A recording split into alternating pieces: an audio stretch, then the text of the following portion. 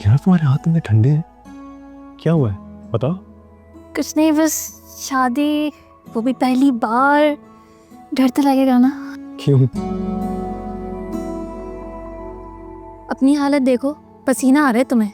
क्या मेरी भी तो पहली बार शादी हुई है, थोड़ा नर्वस होना तो बनता ही है। हद है वैसे। वैसे मेरे दिल में जो तुम्हारे लिए है उसके बाकी में कोई हद नहीं है। ओफो, ये बात तुम सिंपल तरीके से भी बोल सकते थे, इतना मुश्किल डायलॉग मारने की जरूरत नहीं थी। तुम्हारे से पहले भी कोई नहीं था। सच पूछो तो मेरी जिंदगी आज से शुरू हुई है। तुम आज बड़ी मुश्किल बातें कर रहे हो। सुबह उठ के ना मैं सब कुछ नशवा को बताऊंगी। यार ये भी कोई नशा को बताने वाली बात है।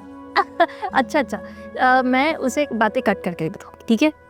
तुम बिल्कुल पागल हो बीनू। अच्छा, नहीं बता रही, ठीक है? एक तो हमारी बेगम साहिबा की रोज कोई नई कहानी होती है। तुम शायद भूल गई हो कि हमारे खानदान में इससे कम उम्र की लड़कियों की शादी भी हो चुकी है, और तुम बिस्मा और अपनी उम्र भूल गई हो। और कुछ मुश्किल बातें? बस एक मुश्किल बात है कि तुम्हारी बहुत खूबसूरत लग रही है। ओह माय गॉड, ये मुश्किल बात है। ये मुश्किल बात है। मेरी शादी है, मैं तैयार हुई हूँ और मेरी तारीफ करना तुम्हारे लिए मुश्किल बात है। बख्तियार के आसिम का लड़का जो है वो आजकल बिस्मा के आगे पीछे कुछ ज्यादा नहीं दिखाई दे रहा है। अच्छी खासी उम्र हो गई है उसकी, शादी क्यों नहीं हुई भला अब तक? खैर, नए जमाने के लड़के हैं, न दीन का पता न दुनियादारी का। ड्रामों में आजकल देख रहे हो, माँ की जगह की औरत महबूबा बनाने पर तुले हुए हैं।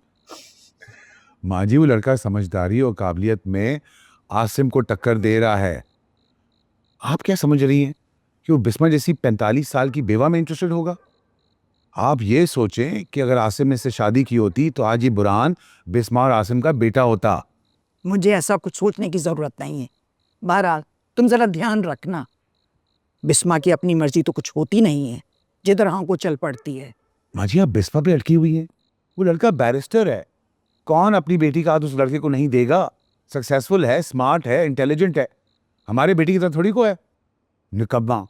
शादी में एक मेहमान को उसने सही तरीके से एंटरटेन नहीं किया, बस अपने दोस्तों के साथ कोना बना के रखा है और वहीं उनके साथ हैंग आउट कर रहा है। कोई रिस्पॉन्सिबिलिटी भी होती है। अब छोड़ दो ना, सब कुछ हो गया ना खैर खैरियत के साथ, अच्छे तरीके से।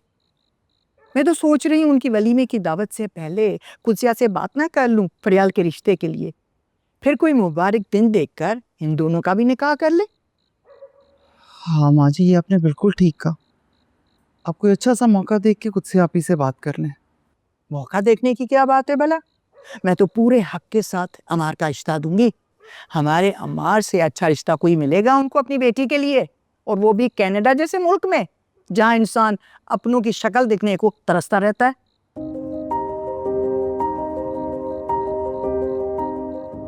अब रोती रहोगी या कोई चाय वाय का भी पूछोगी? नहीं, मैं बिस्मा से कहती हूँ।